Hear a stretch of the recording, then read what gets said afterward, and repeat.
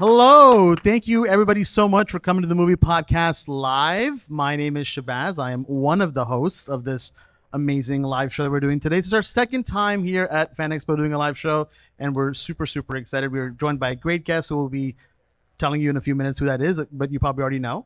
And of course, beside me, I have... I'm Daniel. And again, like every time we have a special guest on the show, we somehow, like, their name is on...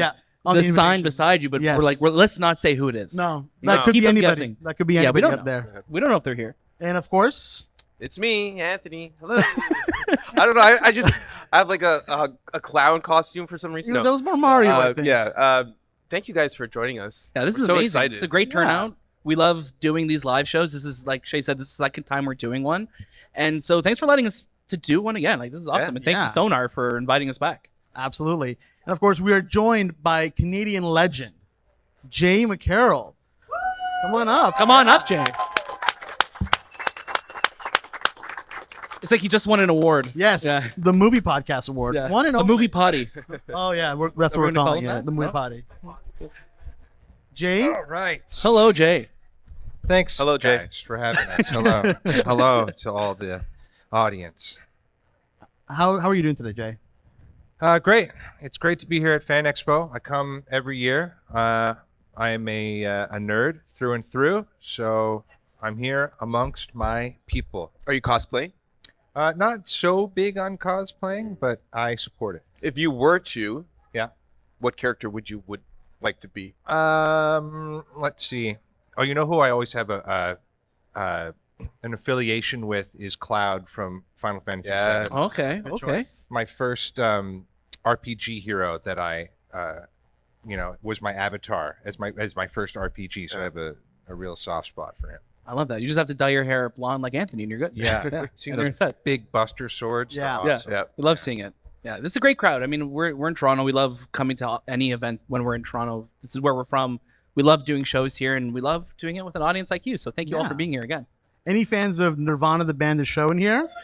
Oh, I'm so glad Nice. they've heard of it. That's Yeah. awesome.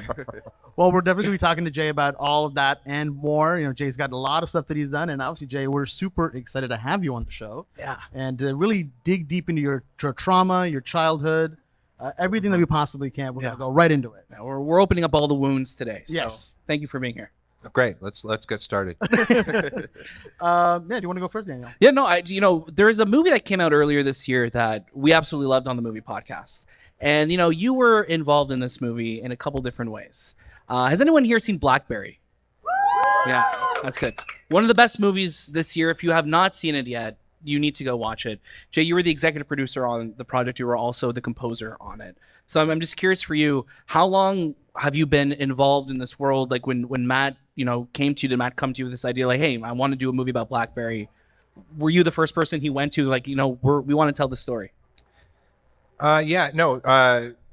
I've grown up with Matt. Him and I sort of found each other when we were like 16, and we shared the same taste and sense of humor, and we kind of hit it off as best pals. So we've been sort of attached at the hip for all the projects that he has really quarterbacked, and luckily I just get to be a part of all of them and be a helping hand in a lot of different ways.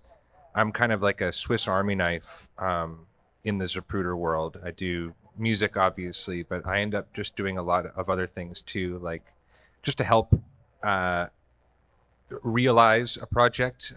Like for BlackBerry, this was the first time on one of our Zapruder projects that I storyboarded the whole thing, and then Matt and I would record all the voices, and we did the entire movie. There's a cartoon animatic of the entire movie with just Matt and I's voice, voicing every single character, doing the whole script, and there's pictures for every single line. And that was such a huge way to kind of like put the movie up on its feet, and it just really exemplifies how like we as a very small team kind of share a vision.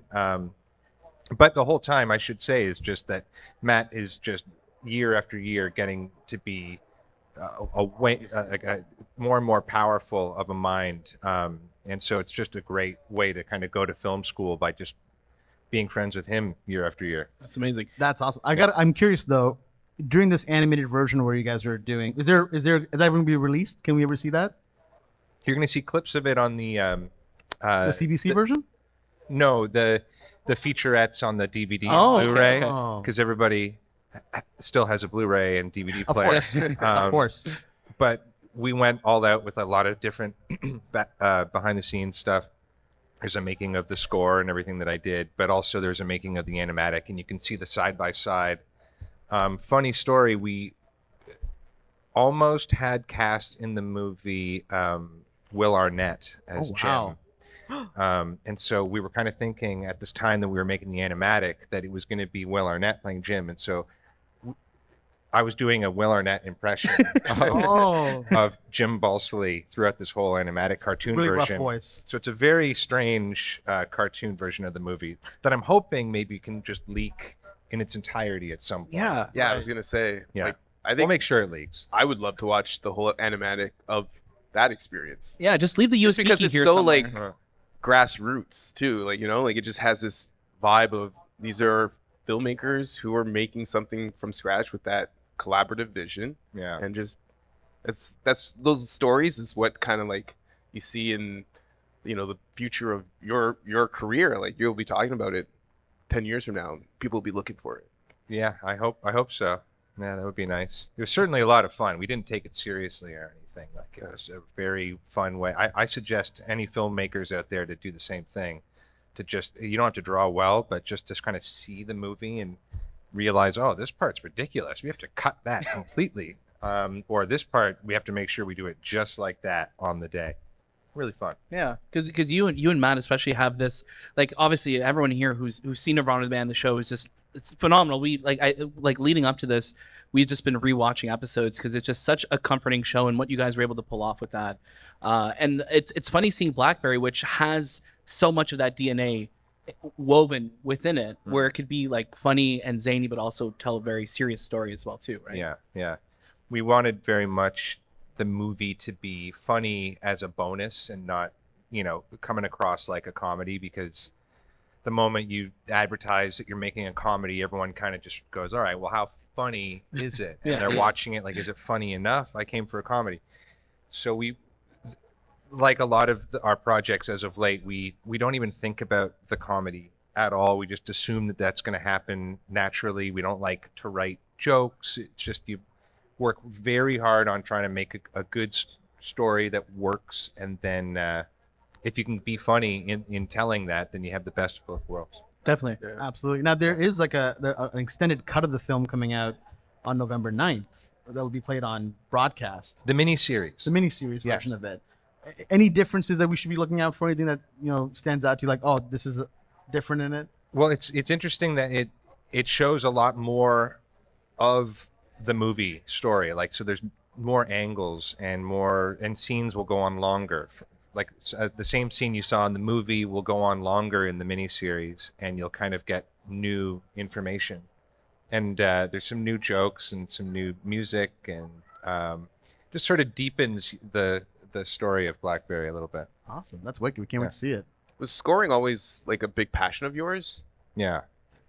I since like high school, or actually, well, since I was a kid, I loved film scores. Huge. Yeah. But I remember making, remember when you made like burn CDs of like mixed stuff, right? Yeah. All of mine were all film score cues. And I didn't realize how rare that is. I guess a lot of people did it, but like looking back, I'm like, I guess I really did kind of like it if I was doing that as Right. opposed to just the hit. What was songs. that? What was the score that really like connected you to that medium? Well, all the top dog stuff, like anything John Williams, Yeah. kind of pretty much went the furthest down to the recesses of my brain to show me how much magic is in cinema. Like that's like seeing the ending of E.T. from the bike chase to the end is something I cannot watch to this day without welling up just in awe of cinema magic. You know what I mean? Not just the music, but just the relationship between the music and the story. You could just buy into it wholesale, and all of a sudden you're just like, you're lit up. And then I really got into it when John Bryan started to do those kind of nice bespoke scores for the early Paul Thomas Anderson movies. Those really kind of turned me on to the kind of cool, smaller orchestra stuff. Very, very cool. Absolutely. We would definitely want to talk about Nirvana, the band, the show as well. And there's so much about that show that's so, like, you always kind of wonder, how did you guys get away with so much on that show? In the terms of, like, there's people out there, then you're like, okay, is this person in on the joke? What's going on? But the thing that I really want to talk about is the title sequences of the references in every show. How much fun did you guys have at that? And was there ever a time where you're like, oh, we can't get the rights to this, or we can't get that ability to do this? Well, there's a lot to talk about there, but like the title sequences were always just these, ideas that are birthed in some sort of writing session where everyone just kind of knows collectively when we say we're going to do The Wire or we're going to do Daredevil, that we will stop at nothing to do it like as one-to-one as we possibly can. If you're doing a parody, you're in the clear. You could do parody stuff, so you might as well just go all out and not do a cheap version of it. And then in that process, like if it's Triz doing our VFX or one of our editors going to town on it, it's going to become its own rabbit hole of a project where they're just going to nerd out on it until it's perfect. So that's always great, having a good team to do a good title sequence. But what was the other thing you asked about? I guess, like, how much were you guys able to get away with? Because, like, even in well, I'm thinking of like the Star Wars. We don't get away with a lot What of if the things. Simpsons one? Yeah. Our show is riddled with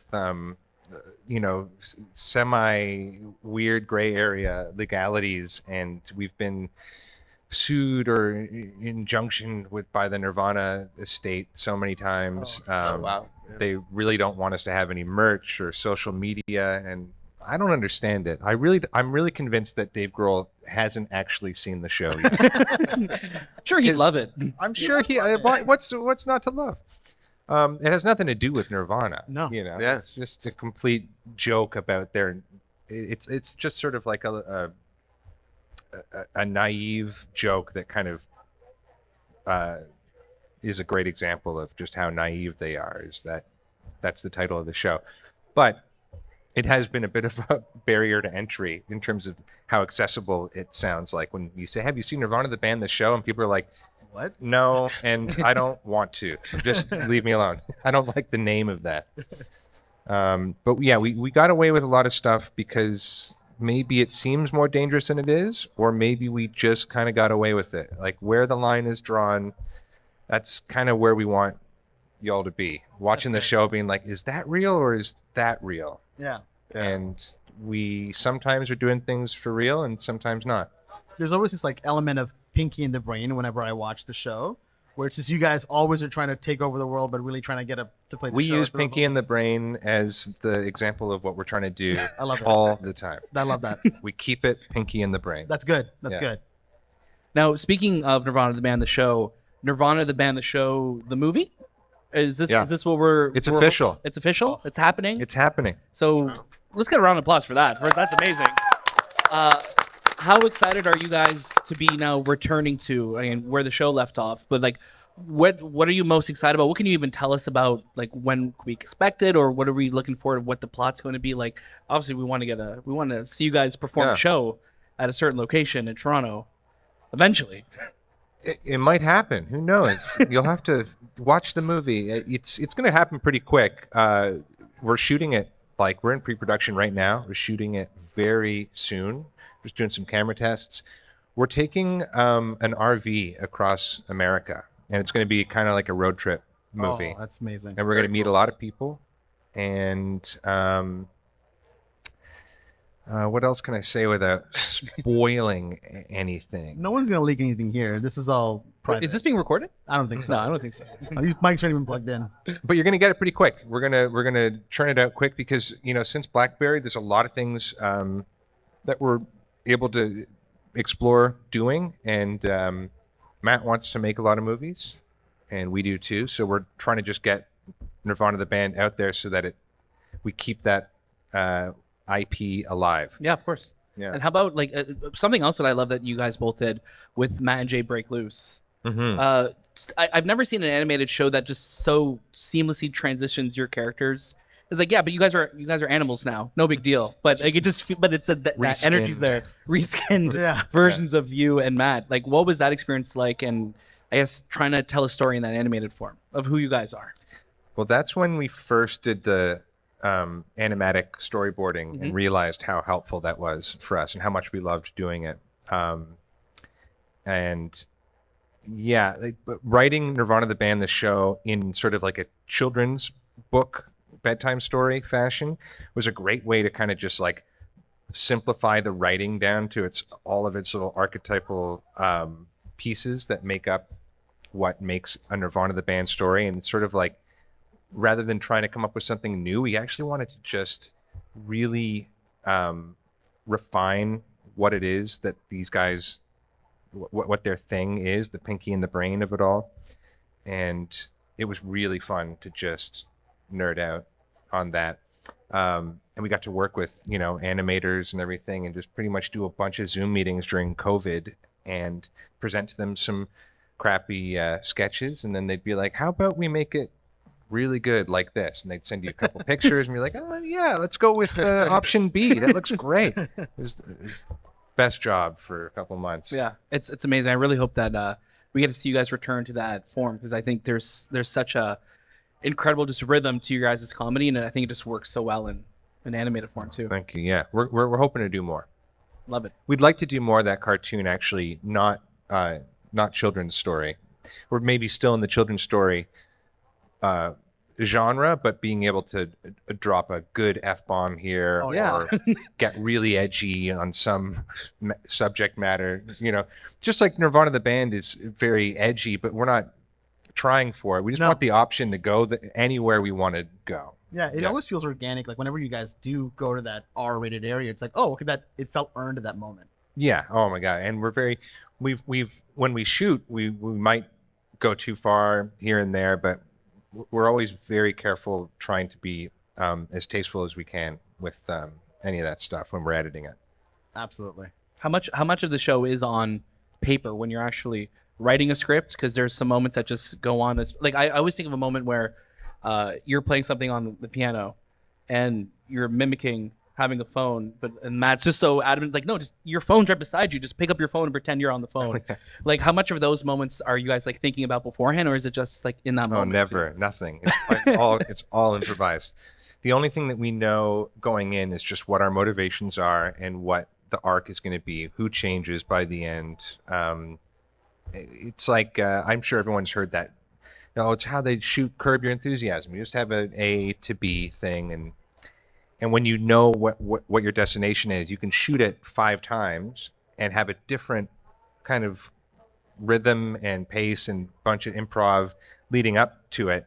And then when it goes to editing and you have 2 cameras, you can kind of mix sometimes different reactions. And then you are kind of gifted this really bizarre reality that never actually occurred, but it feels real. Yeah. I love that. What's one of your favorite references that you got to do on the show? Probably the Indiana Jones parody. We really leaned into Indiana Jones when we broke out that map from the ROM, which was real. And we got into a lot of trouble for that. Really? Oh, yeah. Because that joke buildup of using the phone was so good. We're like, oh, okay. And then when Matt just smashes it. So there's a funny thing about that is that I said to Matt right before we shot that, and I said, oh, I got a great joke. I'll say, just use your phone. And then you misinterpret it as using your phone to smash the glass. Then we said, okay, let's go and just practice. We had snuck in a fake exhibit into the ROM piece by piece. Wow. And it looked like completely inconspicuous amongst the other exhibits. And we'd done that the day before. So we went in there and we had all our cameras set up. So people were looking at fake just props for a day? They would walk by it and kind of look at it. Oh, yeah, an old map of Toronto. Checks out. So then we were like, let's go just do a little practice run because we only have one shot at this. So let's get our lines right. So we walked up to it and started to do a practice run. And this French guy walks up and starts talking to us. And he's like, "Oh, what are you doing? You're looking at it? You look like you want to take it." Huh? And we're kind of looking at each other, and we know I look over, and Jared is just over behind the corner. We're like, I think we're going. I think this is the one chance we're doing this. And then, yeah, sure enough, this guy drops the line. Why don't you just use your phone? And then Matt, I'm like, yeah. I look at him, yeah, use your phone. And then Matt smashes this fake glass, and this French guy is like, "What are you doing?" And we run out of there. But then, I don't know if people here all know the story. This large guy grabs Matt by the neck and says, "Don't move." And we just kind of had planned for some sort of escape that we weren't sure how far we were going to push it. We weren't expecting some bystander to come and intervene. Good Samaritan. A good Samaritan who ended up being an ex-cop. Oh, good. Oh, That's why he had that sort He of has a good neck authority grab. to him. But Matt got out of the neck grab, and we took off, and then the Indiana Jones music starts, and we had a lot of fun with that. And so that was my favorite episode, I think. But we got into a lot of trouble. We That's been like You have not been back there since. yeah, we've been back. They think we're very polite and everything, but they didn't want us to use any of the footage for the show. And we had to fight for a long time to use it. And then we used it. Is that like a common occurrence? Just being run and gun, let's do it and hope for the best. Yes. And we're not dying today. Yeah, we were worried. We're like, man, if this was in America, and we started running out, there's a chance somebody might shoot us. And we didn't want to take that risk. And we figured, well, that's probably at about a 1% here. So we'll risk it. We'll go for it. Worth the 1%. Yeah. I love that. Yeah. Do you remember the first time you met Matt and what that experience was like? Was it like we're immediate friends? Were we we're the same rhythms type thing? Or was it like, I don't like this person? No, it's quite kismet in a way, because his girlfriend went to my high school, and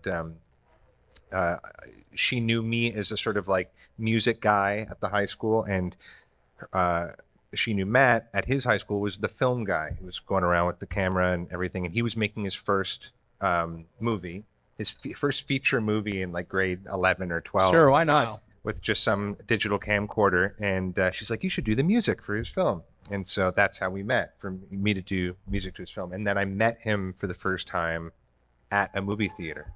Oh, okay. So it was very, very movie themed, our friendship. I love that. And were you guys same, I think of it you guys did a conversation with Tiff where you just had all this super nerdy stuff that we all love. Oh yeah, it was Around- all the same stuff. And it's you guys were just saying this is all of our interests, same type of Movies and video games, all the same.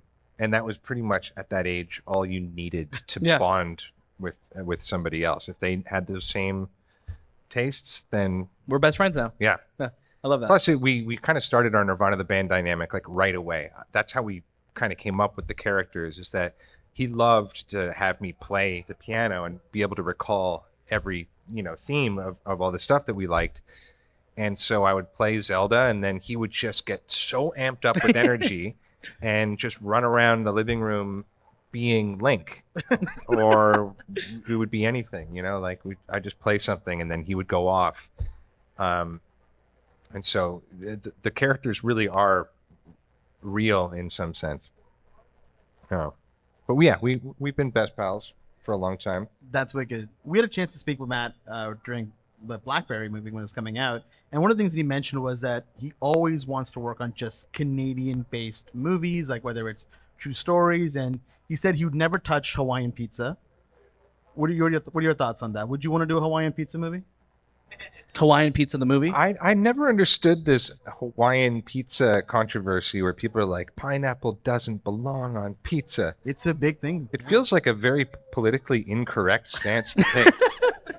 What do you care what somebody enjoys, But I like pineapple on pizza. I'll just be official about that. Oh, wow, it's out there now. We got Yeah. some applause Heard for it that. first. Yeah.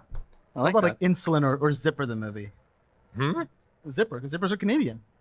Oh, Zipper. Yeah, the inventor of the zipper. Yeah, maybe there's something there. There's a I story wanted to there. find a real. that movie. Yeah, Maybe you use the zipper as sort of like a rhythmic thing. Yeah. guitar. Yeah. Yeah. First score with like just all zipper sounds. Yeah. You know, there's something there. I think there is something there. Yeah, I like that. Yeah. One of the other things that we brought up to Matt, and we also spoke to you about that night. And again, I'm sorry to bring it up, but it was such a part of like me growing up on the internet is the Wii Shop, the Wii Update Day song Oh yeah. that you guys created. Did you ever anticipate it to have like this longevity that there's Twitter accounts dedicated to you, there's Reddit accounts dedicated to just this one song every Wednesday being posted? Something you guys created like what 2008 Yeah. or 9 like. Yeah. No, we obviously didn't. We didn't expect anything ever to happen when we made the show. Like we made the show and hosted it on just our website, like .com. Mm-hmm. That was it. Like there was we didn't have it on YouTube or anything. So the fact that people were able to find it was such a word of mouth success that we could not have anticipated. And that Wii shopping channel thing was just something we decided to do that night and finished it and finished the edit that night. It was the fastest piece of Nirvana the band content that we ever made, and probably the most, you know what I mean, like widely known. It's really fun. I like it. That's a great song. Like it's like anytime it comes up on the feed, I will watch the whole thing. Just because it's just it's so the lyrics, that like just the game titles, and obviously because we're all like big like gamers and stuff like that. And I think when we go back to that time of like every Wednesday waiting for the Wii Shop to update and see what games are going to be dropped, right? Like it just brings you back to that time. It's just so catchy. We were really into the Wii culture. Like Yeah. we would Yes. like send emails. Oh, the mail to on- each other's. yeah. Oh, Yeah, it was that's the it. blue light will light up. Yeah. Mhm. Yeah. Love that. I remember just a memory came to me now, like where I had met this girl that I wanted to ask out, and Matt helped me write what my email ask out was to her, and we worked on it all night, and we were just sitting there. Oh, pass it to me, and he'd pass him the controller, and he'd sort of mouse over, like, what if you put a comma here? How does it change the rhythm of the sentence? I Yeah, like that. That's so funny. yeah. What games were you playing on Wii then? Like what were your We were mains? big into Wii Sports, big into the tennis. We got big into the second sports game, the ping pong one. Oh, yeah. Oh, the Oh, Wii yeah. Sports So Resorts? into ping pong. Oh, Resort? yeah. Resort, right? Resort, yeah. Yeah. Yeah, big into that. And then all the older games too, and like replaying Zelda on there was the Mhm. best. And Ocarina of Time showed out. So yeah, what did you guys play? A lot of Wii Sports, a lot of Trauma Center, and Trauma Center. Trauma Oh Center. my God. Really good game. Yeah. It was, I don't know. I was a surgeon at that point, I think. You felt prepared to be. I felt like I was prepared. I don't Yeah. ever ask you to do a surgery, but No. maybe I Unless you have a could remote in your hand. try. Yeah. Yeah. Probably know a little more than the next guy then. for More than playing. most doctors, I'd say. Oh, Well, that might be too much. No, I don't think I know. If there's any doctors in the audience, we're so sorry. Yeah. We're not. I Shahbaz is I not don't want to do a surgery. doing I any promise. surgeries anytime I soon. lot of guarantee you people there are counts. no doctors in the audience. Sometimes they come. You never know. The big one for me, like I remember when the Wii was announced and it was like, oh, it's gonna be able to play all of, like the previous Nintendo systems, and in me being dumb and still being dumb now, but I was just like, how are they going to have a machine that could play all these different cartridges? I'm like, oh no, it's gonna be downloads, you big dummy. Yeah. You'll be able to download them and play them, and yeah. So Yeah. for me, like Smash Brothers Brawl was a big one. Oh yeah. But yeah, Wii Sports, I just spent, I think I probably had like thousands of hours of my life into that. I like getting pro in all the sports, getting like the pro level in all the sports. Oh yeah. I think when it came to baseball, there came to a level I'm like, I'm never going to be able to beat these guys. Like any pitch I threw them, they would like out right away. So It's fantastic. I think you should be very proud of that. thank you, thank you. Yeah. Put it on my resumes anywhere I go. There's still a Mario Kart 64 cartridge that is floating around one of our apartments where Matt and I, for years, were doing time trials against each other, Mhm. trying to just shave off like a half second on Sherbert Land or something. And like we were going so hard at the time trials and cutting all the corners and making all the jumps, making the Drifting at the right Koopa time. Troopa Beach jump every time, and yeah, obviously drift into that orange E. Mhm. Just when you say about how much time and being proud of, like, what, there's a cartridge out there that is a trophy Yeah. of time. Who has the best time right now still? Oh, it was always me. It's Yeah. always me. I always just pushed through Okay. a little further. Next time we talk with Matt, we have to ask him too, just to. Just see He'll the lie. stories. He will lie. He will lie, eh? He'll lie. Will Okay. lie, yeah. We've I'm seen glad we both have it on the Matt record that Stevens, he's gonna so, lie. you know. Oh my God! Don't even get me started on GoldenEye. I was the champion of GoldenEye as well. I think it's because I was such a video game champion among our pals in those days, so hard that it hurts them to admit it and look back and say Jay was always winning. But that's just reality. That's just how it went down. That's how it Yeah, goes. that's I love me that. in the group. That- I'm always winning. That's true. You wouldn't winning at the expect Or it. I don't know. They let me win. I'm not too sure. Now we are talking about I'm talking about just like Mario Kart time trials here. Yeah. So, I mean, Yeah, there's a lot more tied to it. We usually unplug his controller. We're like, you're doing so good, Anthony. You're so good, man. This is offline. It's okay. I'm still good. yeah. When you're looking at like obviously Nirvana band the show and looking on different locations, ANC Games is one of the spots that you guys hit up at when you were doing like the stream like Yeah. for the game GoldenEye. for GoldenEye event. stream, yeah. Was that like a spot for you guys that you would always go to, or like how did you go yeah. about like choosing your spots, or even like the Rivoli? Like why was it the Rivoli that like was that beacon for you guys? It was such a mirror of our lives. Like everything in that show was just our lives. Like if it came up where we're writing an episode and then we say, oh, we could do a speed run. Oh, and we'll go to ANC Games. And it's just an immediate like, yes, because we go there every time we walk by, and we lived right near it. So all those locations in all of the show were places that we frequented just in our lives. And so that was almost a way of writing. We knew we were on the right track if we were doing something that was just personal. And then we can just sort of be ourselves, and all those weird sort of inside joke things that would just happen naturally would end up kind of giving the scenes this kind of authenticity where it felt real because it was real. Mhm. Yeah. So that means also all the props that you have in the show, they're all pretty much your stuff. Yeah. Back in the day when we were doing our web show, we had the National Post come over to do a cover story for us. And they were like, hey, check out this. They were like, let's really shine a light on this cool web series that these guys are doing about Toronto. And the writer came in with a photographer, and our apartment at the time in our old house was just completely full of junk. And we had a table just full of, wrappers and McDonald's cups and controllers and just junk.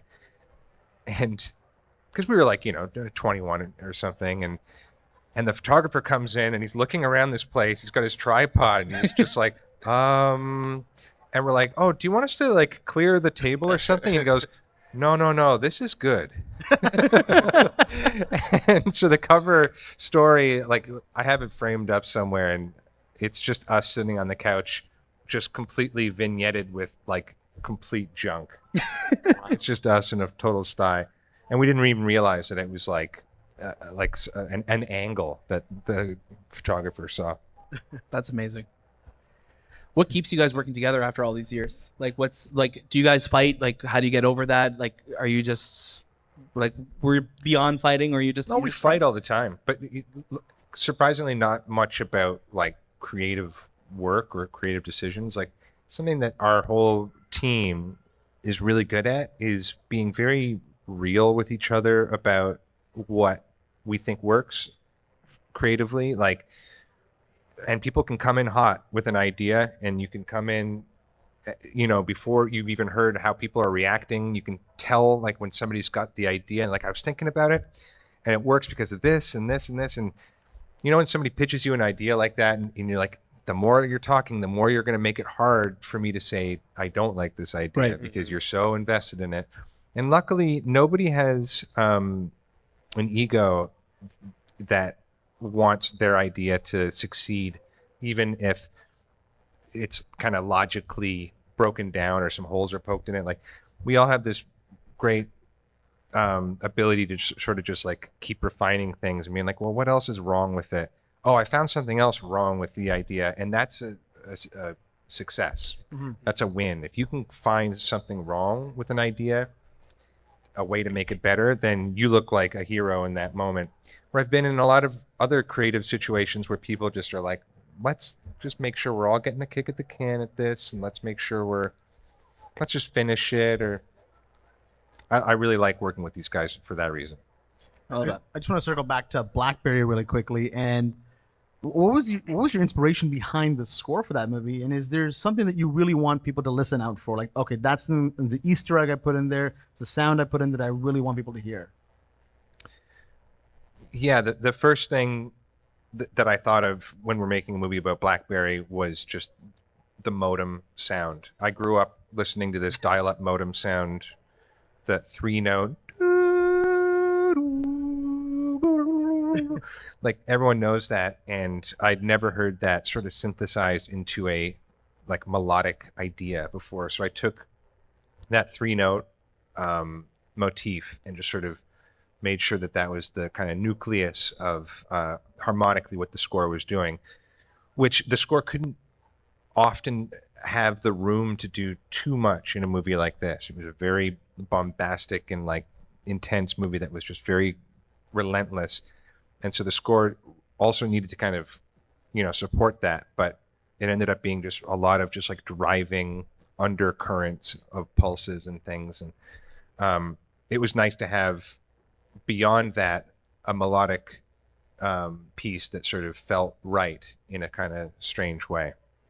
So yeah, there's a lot of that. And the soundtrack, a lot of people are asking me when the soundtrack is going to be released, and I can't say exactly when, but it is going to be released officially, amazing. Which is fun. So I'm putting that together. Amazing. Yeah. Cool.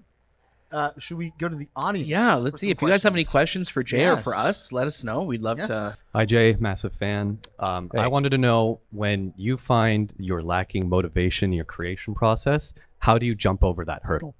Oh boy. You want to get dark? Yes. Dark room. I want to recommend that Rick Rubin book Oh. on creativity. And you should get it on tape too, because he reads it and he's got a really great meditative voice. But my God, do you ever need to have faith? I'm not typically a faithful person, like per se, but having trusting in the process and trusting in the magic of creativity, and believing that something that doesn't exist will become into existence if you trust the process and you grind in all ways. When something is finally completed, you'll look back, and all those dark moments are kind of this, it all creates the sum of all parts. Like, you went through that all to get to where you are. And so the more and more that I finally end up, bloody and bashed, crossing over the finish line, I try to look back and go, let me try to enjoy that a little more next time, because that's part of it. Like the darkness of not, because you're literally in the dark. The thing doesn't exist yet.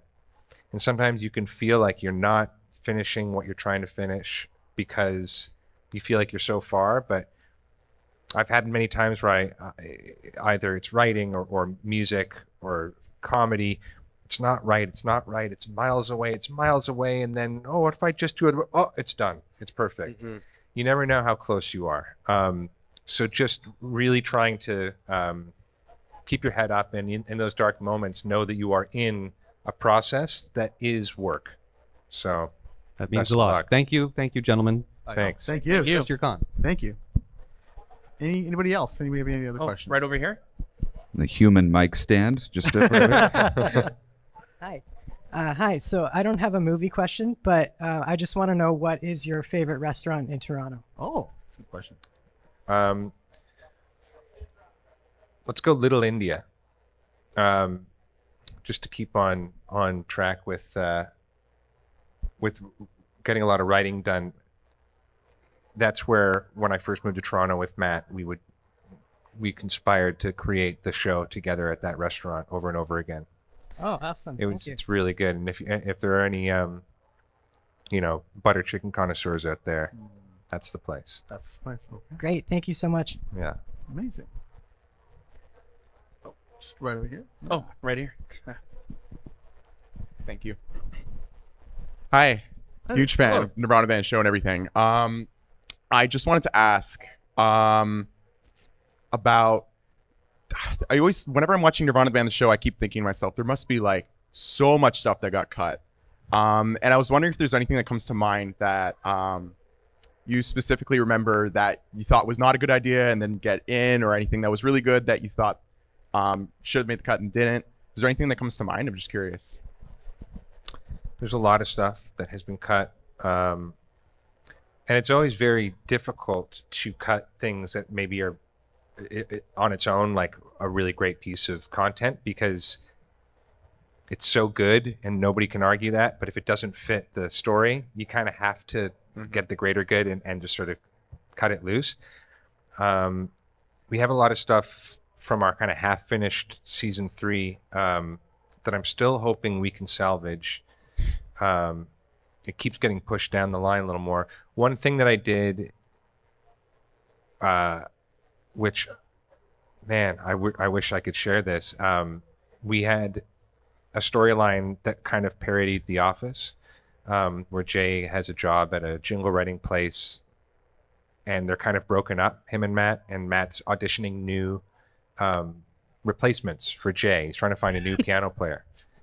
And so we have some, weird guests and everything, but the final guest that actually gets the job, right in time for me to, at my storyline, want to get back together with Matt and be the piano player again. And I have to come back and win the spot back over a piano duel with Ben Folds. Oh my god. And Oh we my God. and we shot this, and it went as good as you could think. It's awesome. And Ben Folds was like one of my piano idols growing up. And so he graciously came over and we jammed, and it was great. Wow. But we don't have that footage to share. I would Hopefully love one to day. see it. Hopefully one day. My I would gosh. love to see it one day. Thank you so much. Thank So you. Thank we you. do get some like finality to what happens at the end of season 2. Then, hopefully, we're getting when A little, yeah. yeah. I mean, yeah, the movie is also going to be canonically attached. Exactly how, we're still kind of working that out, but it's all under the umbrella of a reality that is consistent. So Amazing. yeah. Well, Jay, thank you so much for joining us. Thank you, everybody, as well, for coming. We had a great time. I hope you all did as well. Thank you, guys. Jay. Thank you for Sonar for having us as well too. Jay has an awesome show on the Sonar Network as well too, so please go check that out. Yeah, as well. Dwarven Moss. It's a Dungeons and Dragons podcast. So Yeah. Oh, very cool. Yeah. And of course, you real nerds want to get going on that. And of course, you can find us at the Movie Podcast, pretty much every social media platform that's out there. Thank you guys again so much for coming, and yeah, we'll see you guys soon. Thank you. Thanks, All guys. right, huge round of applause, everyone, for the movie podcast. Thank you, Jay, for joining us, and definitely check out Dwarven Moss. They were here last year in the podcast room, and it was a sight to behold. Stick around. We've got a lot more great podcasts. Next podcast is going to be talking comic books, indie comic books. All you creators want to learn about indie comic books, stick around. Natural. We're just getting things started here in the podcast room. Fantastic. Until then, enjoy your time here on the show floor at FAN EXPO Canada.